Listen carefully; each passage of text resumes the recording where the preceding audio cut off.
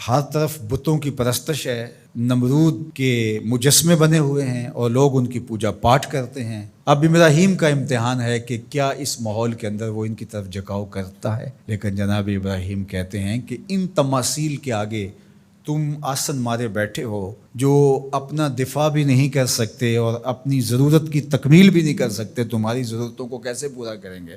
تو یہ میرے رب نہیں ہو سکتے۔ شمس و قمر کو، چاند کو، سورج کو، ستاروں کو پوجتے ہو، اچھا یہ چاند، یہ ستارے رب ہے؟ تو جب ڈوب گئے تو کہا کہ جو ڈوبنے والے ہیں وہ میرے رب تو نہیں ہو سکتے، مجھے رب کی ضرورت پڑ جائے، رب ڈوبا ہوا ہو تو مجھے تو وہ چاہیے جو ہر وقت حاضر ہو، تو میں تو اس رب کی پوجا نہیں کر سکتا۔ یہ ان کے شعور کا امتحان تھا اور اس شعوری امتحان میں پورے نکلے۔ پھر اس کے بعد اگلا امتحان تھا کہ وہ اس شعور کو بیان کرنے کی طاقت بھی رکھتے ہیں کہ نہیں۔ پھر بت کدا ٹوٹتا ہے، نمرود کا دربار سجتا ہے، اور وہاں جو خطبہ حضرت ابراہیم نے دیا زمانے نے سنا، جب کلہاڑا اس بڑے بت کے کندھے پہ رکھ دیا اور باقی سارے بتوں کا تیا پانچا کر کے رکھ دیا، جب وہ میلے سے واپس آئے تو ابراہیم بڑی بے نیازی سے بولتے ان کے بڑے نے کیا ہوگا، دیکھو اسلحہ تو اسی کے کندھے پر ہے۔ تو وہ کہنے لگے ابراہیم تو جانتا ہے یہ بولتے نہیں ہیں، اور حضرت ابراہیم یہی تو لانا چاہتے تھے۔ پھر جو خطبہ دیا، اف لکم ولما تعبدون من دون اللہ افلا تعقلون، افسوس ہے تمہارے اوپر اور افسوس ہے ان پر جن کو تم اللہ کے علاوہ پوجتے ہو، افلا تعقلون، تمہاری کھوپڑی میں دماغ نہیں ہے۔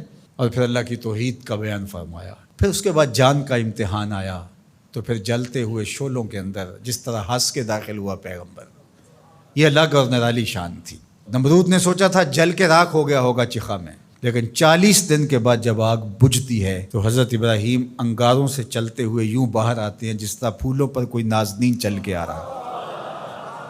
پھر 87 سال عمر ہے، اللہ تعالیٰ پھر حضرت ہاجرہ کے بطن سے حضرت اسماعیل کی صورت میں اولاد عطا کرتا ہے۔ اب اتنی بڑھاپے کی عمر میں اولاد نصیب ہو تو انسان کا جی چاہتا ہے سارے کام کاج چھوڑ کے گھر بیٹھ جاؤں اور میں اپنی اولاد کے چہرے کی بلائیں لوں، لیکن حکم ہوتا ہے اپنی زوجہ کو بھی اور اپنے نو مولود بیٹے کو بھی ایسی وادی میں چھوڑاؤ جہاں کوئی سبزہ بھی نہیں ہوگا۔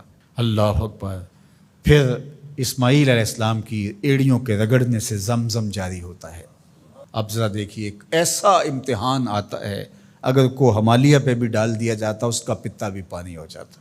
فلما بلغ معہ السعی، جب وہ ان کے ساتھ چلنے پھرنے کے قابل ہوا۔ ابراہیم علیہ السلام خواب دیکھتے ہیں، اور خواب کیا دیکھتے ہیں کہ میں بیٹے کو ذبح کر رہا ہوں۔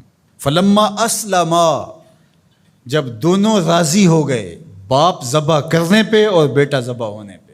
اب باپ کی آنکھوں پہ پٹی بندھی ہے، ہاتھ میں چھری ہے، 100 سال کا بوڑھا باپ، جبل سبیر کا دامن، منہا کی وادی، کارکنان قضاء و قدر دم بخود ہیں، شمس و قمر، یہ منظر آج سے قبل انہوں نے نہیں دیکھا تھا، اور سورج بادلوں کی اوٹ میں منہ چھپانے کی کوشش کر رہا ہے کہ یہ منظر مجھ سے نہیں دیکھا جائے گا، حوروں کی چیخیں نکل رہی ہے، کائنات تھرا رہی ہے، مالک قیامت آنے والی۔ اور مالک بھی فرشتوں سے کہہ رہا تھا کہ تم کہتے تھے نا کہ سجدے ہم کریں گے، تسبیحات ہم کریں گے، انسان تو دینگا مشتیاں کرے گا، ذرا میرے بندے کی اس ادا کو بھی دیکھو، میرے حکم کی تعمیل پر میرے بندے کی اس انوکھی ادا کو بھی دیکھو۔ چھری کی نوک حلق کے اوپر رکھ کے پورا وزن ڈال دیا، گلا کٹ گیا، خون بہنے لگا۔ ابراہیم علیہ السلام ایک عجیب کیفیت میں، کیا کیفیت ہو سکتی ہے، میرے پاس تو لفظ نہیں ہیں۔ اللہ اکبر۔ جلدی سے جو ہے وہ آنکھوں سے پٹی کھولتے ہیں تو دیکھتے ہیں کہ منظر بدلا ہوا ہے، بیٹا سمجھ کے جس کو ذبح کیا وہ تو دمبا تھا، اور اسماعیل علیہ السلام پاس کھڑے مسکرا رہے ہیں، اور پاس حضرت جبریل امین بھی کھڑے ہیں۔ یہ اس بات کا عملی ثبوت ہے یہ وہ دمبا لے کے آئے ہیں۔ تو بے ساختہ جناب ابراہیم علیہ السلام کی زبان پر جو لفظ آیا وہ یہ تھا، اللہ اکبر، اللہ اکبر۔ تو حضرت اسماعیل بولے لا الہ الا اللہ واللہ اکبر، پاس کھڑے جبریل بولے اللہ اکبر وللہ الحمد۔ اللہ نے کہا اے ابراہیم تمہاری قربانی کی سنت کو بھی قیامت تک جاری رکھیں گے، تمہاری زبانوں سے نکلے ہوئے جملے بھی مرنے نہیں دیں گے۔ وَنَادَيْنَاهُ أَن يَا إِبْرَاهِيمُ قَدْ صَدَّقْتَ الرُّؤْيَا إِنَّا كَذَلِكَ نَجْزِي الْمُحْسِنِينَ، اس حال میں ہم نے ندا دی ابراہیم تو نے واقعی خواب پورا کر دکھایا۔ إِنَّ هَذَا لَهُوَ الْبَلَاءُ الْمُبِينُ، اللہ فرماتا ہے یہ بہت بڑا امتحان تھا، یہ چھوٹا امتحان نہیں تھا۔ اور پھر میرا رب رب ہو کے کیا کہتا ہے؟ سلام علی ابراہیم، اے ابراہیم تیرے اوپر سلامتیاں نازل ہو۔ اللہ اکبر۔ پرسوں بھی میں کسی منڈی کے قریب سے گزرا، کہتے ہیں اس علاقے کی سب سے بڑی منڈی ہے، تو ہزاروں جانور، ہجوم محبت، اور سڑکوں پر، گلیوں میں، بازاروں میں کوئی یہاں گائے لے کے جا رہا ہے، کوئی بیل، کوئی اونٹ اٹھا کے لے کے جا رہا ہے، تو بے ساختہ میری زبان سے یہی نکلتا ہے، سلام علی ابراہیم، ابراہیم تیرے اوپر سلامتیاں نازل ہوں۔ اللہ اکبر۔ اور اس قربان گاہ پر، جس قربان گاہ پر حضرت اسماعیل کو لے کر کے چلے تھے، منا کی وادی میں جبل سبیر کے پاس، وہاں 25 لاکھ حجاج جانور ذبح کریں گے، تو منا کی وادی اس گونج سے منور ہوگی، آواز آ رہی ہوگی، سلام علی ابراہیم، ابراہیم تیرے اوپر سلامتی۔ ابراہیم علیہ السلام نے چھوٹا کام نہیں کیا، بہت بڑا کام کیا، لیکن میرے رب نے بھی پھر جو اعزاز دیا، جو تکریم دیا، عرض کی گئی یا رسول اللہ یہ قربانیاں کیا ہیں؟ فرمایا تمہارے باپ ابراہیم کی سنت ہے، قیامت تک وہ نقشہ ہماری آنکھوں کے سامنے رہے گا، اور لوگ اپنے قیمتی متاع کو اس طرح قربان کرتے رہیں گے۔ ہمارے ایک بزرگ فرمایا کرتے تھے کہ ہر بندے کا کوئی نہ کوئی اسماعیل ہوتا ہے، جب تک وہ اپنے اسماعیل کی گردن پر چھری نہیں رکھتا رب کا قرب نصیب نہیں ہوتا۔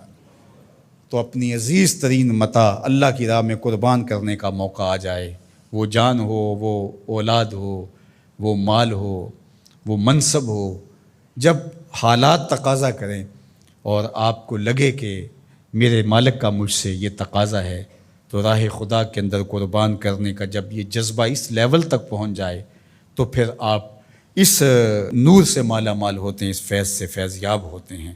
ہمارے لیے یہ واقعات اس لیے رکھے، ہم تو چھوٹے چھوٹے امتحانوں سے ڈر جاتے ہیں، ہمیں بڑے امتحان بھی دینے پڑے تو ہمارے بڑوں کی سیرت یہ ہے کہ ہم کشادہ دلی کے ساتھ، خوش دلی کے ساتھ ان امتحانوں سے گزریں، پھر ہمارے رب کی رحمتیں اور کرم نوازیاں ہمارے شامل حال ہوں گی۔